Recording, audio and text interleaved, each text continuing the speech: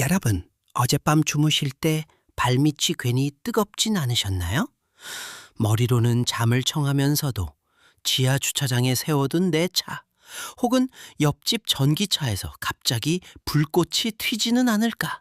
이런 걱정 때문에 뒤척인 분들 꽤 많으실 겁니다.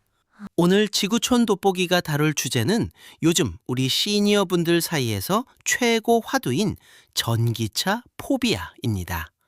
전기차는 달리는 시한폭탄이다. 지하 주차장이 화약고가 됐다.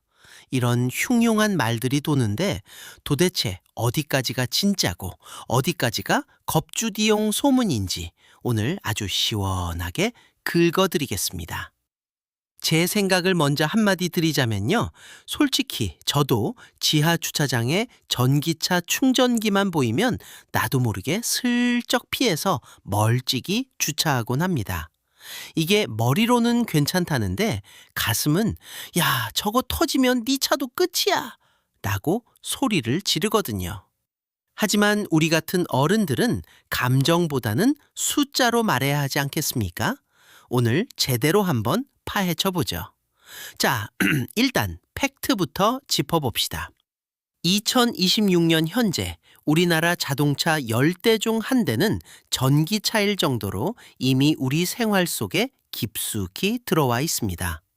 그런데 최근 몇 년간 전기차 화재가 매년 늘어난 것도 사실입니다. 특히 아파트 지하 주차장은 소방차도 못 들어가고 열기도 안 빠지니 피해가 클 수밖에 없는 구조죠. 이건 제 시각인데요. 제가 주목한 건 바로 공간이 주는 공포입니다. 똑같은 불이라도 탁 트인 길바닥에서 나는 거랑 내 집 안방 바로 아래층인 지하 2층에서 나는 건 차원이 다르죠.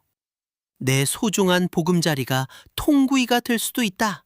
는 이 본능적인 두려움은 사실 데이터가 아무리 안전하다고 떠들어대도 쉽게 사라질 게 아닙니다.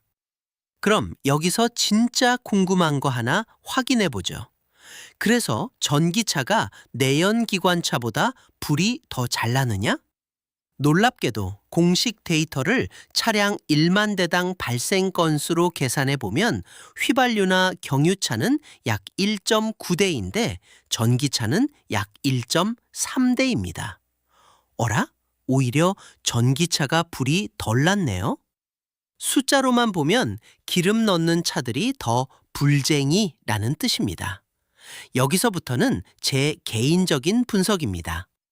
1.9대랑 1.3대 수치만 보면 전기차 차주들이 참 억울할 만하죠. 그런데 왜 우리는 전기차만 유독 무서워할까요? 바로 열폭주 때문입니다. 휘발유 불은 끄기라도 쉬운데 배터리 불은 물을 들이부어도 안 꺼지고 1000도 넘게 치솟으니 이건 뭐 주차장에 미니 화산 하나가 터진 꼴이거든요. 통계는 평화로운데 우리 심장은 스포츠카처럼 뛰고 있는 이유가 바로 이겁니다. 자, 그래서 정부가 2026년 3월부터 소방법을 싹 고쳤습니다. 이제 지하 주차장은 무조건 습식 스프링클러를 달아야 합니다. 옛날처럼 불 나고 한참 뒤에 물이 나오는 게 아니라 배관에 물을 꽉 채워두고 대기하다가 불 나자마자 쏟아붓겠다는 거죠. 충전 구역엔 연기 감지기도 훨씬 예민한 놈들로 배치했습니다. 앞서 본 수치를 바탕으로 제가 주목하는 부분을 말씀드리겠습니다. 나라에서 법을 바꾼 건 참 다행인데 제 생각엔 진짜 숙제는 따로 있습니다. 바로 우리가 사는 구축 아파트죠. 새로 짓는 아파트야 법대로 하면 되지만 20년 된 우리 아파트들은 이 비싼 소방시설 보강 비용을 누가 낼까요?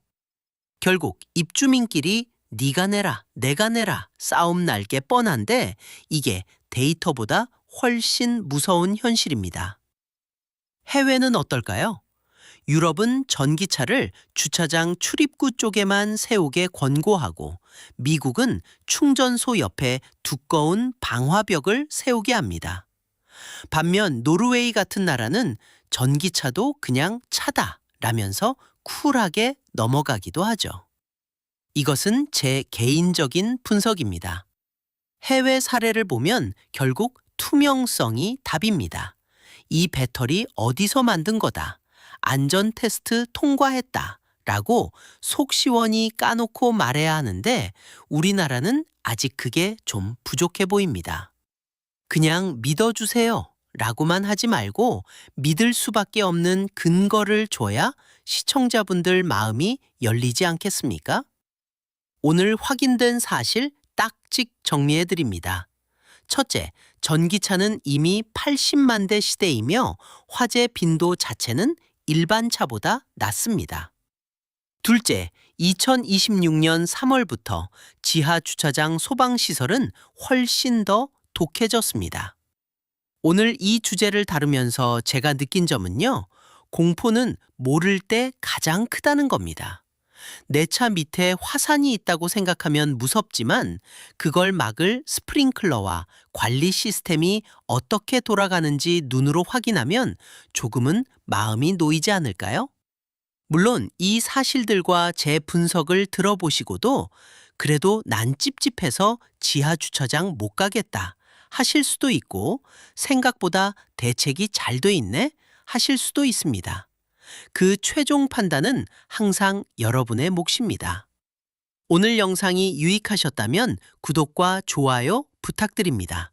지금까지 지구촌 돋보기였습니다.